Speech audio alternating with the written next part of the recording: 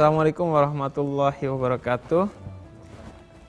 Di suasana Ramadan ini untuk menambah keberkahan kita di bulan Ramadan, kita akan bincang-bincang sebagai tontonan sekaligus tuntunan bagi masyarakat, dan temanya pada kali ini adalah advokasi dalam perspektif Islam. Kita akan ngobrolin segala sesuatu tentang advokasi, dan kemudian ada Ustadz Ali Nurdin seperti biasa yang akan memberikan perspektif Islam. Dan selaku advokat ada Bapak Ali Imron yang sudah hadir sebagai bintang tamu kita. Beliau dari Asosiasi Advokat Indonesia di bidang kerohanian. Beliau yang menjadi koordinator di sana. Dan hari ini kita akan berbincang mengenai apa yang dijalani Bapak Ali Imron dan akan ditanggapi secara perspektif Islam oleh Ustadz Ali Nurdin. Apa kabar Pak Ali Imron? Alhamdulillah baik. Alhamdulillah baik. Pak Ali Imron, kita mau bicara tentang advokasi, kemudian dalam konteks Islam nantinya. Yang pertama-tama dulu, kalau dalam dunia hukum Indonesia, dari perspektif hukum Indonesia, selain keadilan, nilai apa juga yang menaungi hukum Indonesia? Iya. Yang pertama, hukum Indonesia itu harus berdasarkan keadilan, berdasarkan ketuhanan yang Maha Esa. Oke. Keadilan berdasarkan ketuhanan yang Maha Esa. Oke. Itu menjadi irah-irah di setiap putusan pengadilan. Irah-irah itu pokok kepala putusan. Sehingga bahasa kita mah kalau orang-orang awam nggak tahu irah itu. Iya, irah-irah tahu itu ya. apa ya? irah-irah itu Konsideran gitu atau apa? kepala putusan di pengadilan. Oke. Jadi Itu bahasa hukum ya? iya, Irah-irah ya? irah-irah. Oh, iya. Nah, setiap putusan pengadilan yang tidak ada irah-irahnya atau lupa memberikan irah-irah demi keadilan berdasarkan ketuhanan yang Maha Esa, maka dia bisa menyebabkan putusan tersebut batal demi hukum atau legally null and void. Dianggap tidak pernah ada putusan itu. Oke, ini sesuatu yang baru kita ketahui dan penting sekali. Iya. Jadi itu nilai moral yang melandasi semua hukum Indonesia berarti. Seluruh hukum Indonesia. Jadi memang secara hukum kita punya undang-undang dan lain sebagainya, tapi ujung-ujungnya harus memenuhi prinsip keadilan dan ketuhanan yang Maha Esa tadi ya. Itu sebetulnya sesuai dengan prinsip pasal 29 Undang-Undang Dasar, bahwa negara kita ini negara berdasarkan ketuhanan yang Maha Esa.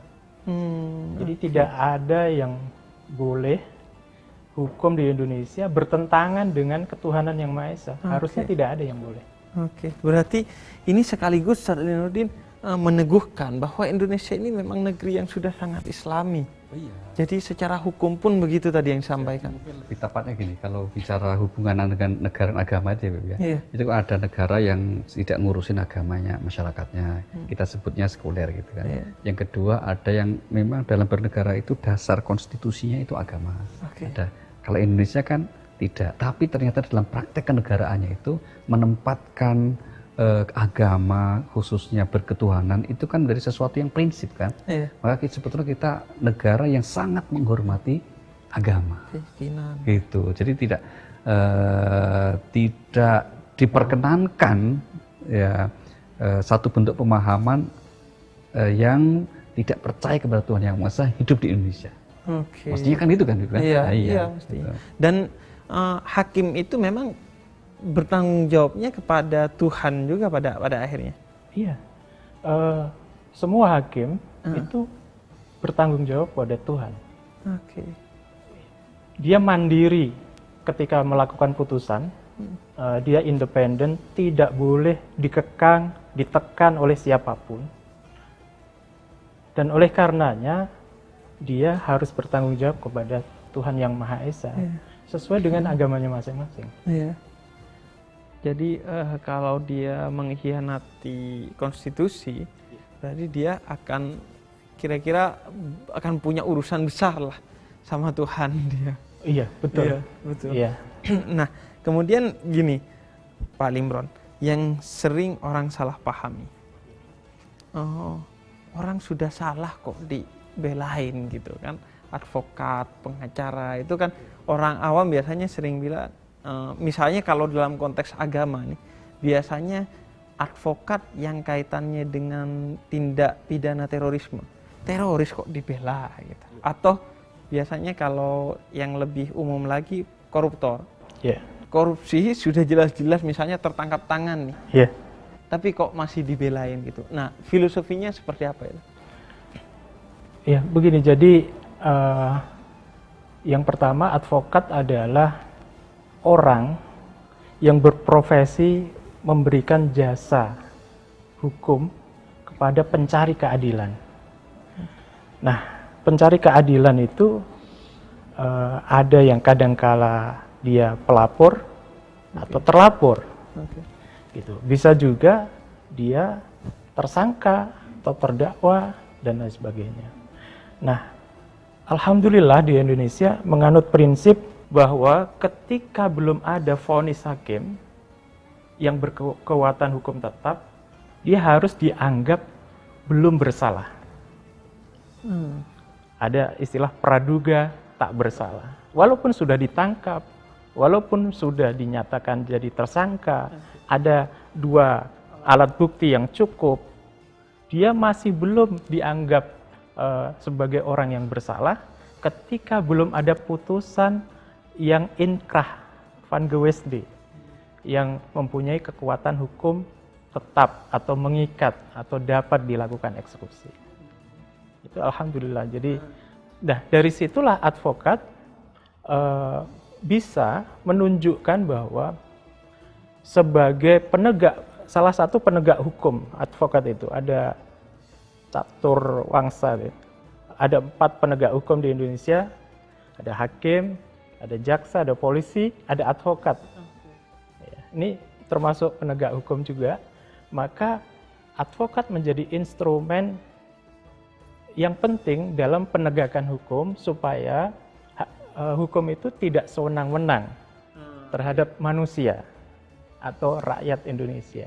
Jadi walaupun sudah ditangkap, walaupun misalnya pencuri ditangkap, belum bisa dikatakan dia bersalah ketika belum ada putusan hakim. Nah, nanti dalam prosesnya hakim itu akan mendengarkan dari berbagai pihak untuk terangnya suatu perkara, apakah betul dia bersalah atau tidak. Oke, jadi dia melakukan pembelaan terhadap hal-hal yang mungkin tidak dilakukan atau masih menjadi hak dia. Dan juga mungkin setelah dia jadi terpidana juga dia kan masih memiliki hak-hak yang memang harus dijaga melalui advokasi itu juga ya, Pak Alimron. Ya, intinya begini, ketika orang bersalah kemudian diadili, maka hukum itu tidak boleh menzalimi seseorang ya, melebihi kesalahan yang dia lakukan. Gitu loh. Misalnya, oke, betul dia dinyatakan bersalah, tapi putusan pengadilan tidak boleh melebihi dari kesalahan apa yang dia lakukan. Misalnya mencuri beras misalnya, ada beberapa waktu yang lalu, untuk makan anak-anaknya karena dia kelaparan. Nah, disamakan dengan mencuri misalnya baut jembatan yang mengakibatkan bahaya yang luar biasa misalnya begitu. Itu kan berbeda. Maka hakim harus memutuskan sesuai dengan kesalahan apa dan manfaat dari hukuman itu juga apa gitu. Dan orientasinya jera itu tadi ya, membuat jera. Ada 3 aspek hukum. Yang pertama keadilan. Yang kedua harus ada manfaat juga. Hukum itu ditegakkan untuk apa? Kemudian harus seimbang ya. Harus jelas dulu. Jadi perkara itu harus jelas oleh hakim sehingga bisa diputus. Ya, jadi untuk memenuhi aspek tadi keadilan tersebut, maka diadvokasi. Nah, Sadlinuddin, mengenai advokasi dalam perspektif Islam nih, Sadlinuddin, kan setiap orang yang betapapun punya kesalahan, itu kan punya hak-haknya. Orang ini seringkali kalau sudah salah, misalnya pasangan nih di Indonesia yang sering dalam konteks keislaman, pasangan melakukan hubungan zina gitu. Itu sama orang sampai dipukuli, ditelanjangi dan lain sebagainya. Nah, bagaimana Islam sekaligus mungkin contohnya memandang hak-hak orang-orang yang memang dia melakukan kesalahan. Iya, jadi ada mungkin bahasanya gini, ada keadilan prosedural ya, ada keadilan substansial gitu. Okay. Tentu saja kalau yang berperkara itu hampir mustahil untuk mencapai keadilan substansial. Gitu. Okay. Ya kan. Tapi kemudian Islam menegakkan prinsip bahwa terdakwa itu juga punya hak.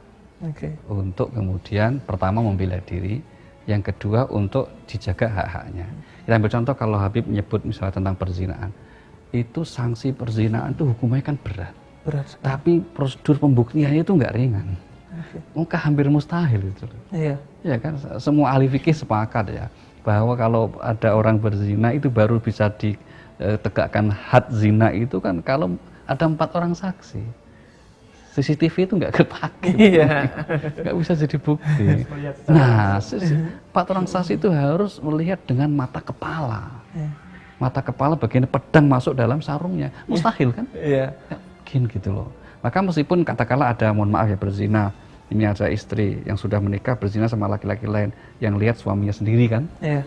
Terus kemudian nggak bisa ini dijadikan sebagai saksi utama untuk dihad zina, meskipun faktanya dia benar zina loh, benar-benar gitu. Tapi nggak bisa gitu. Jadi, maka satu-satunya hukuman yang pernah diterapkan Rasulullah atas orang berzina di zaman dulu itu kan karena pengakuan, karena ingin bertobat gitu kan.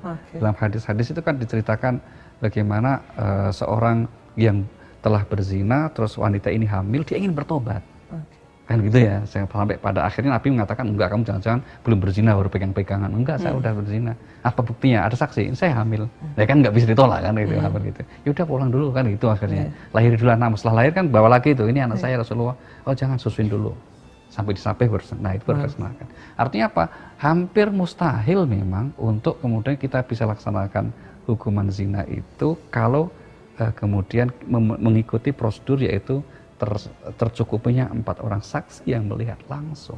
Sehingga kita dapat lihat bahwa Islam itu sebetulnya lebih menegaskan bukan ngukumnya gitu loh.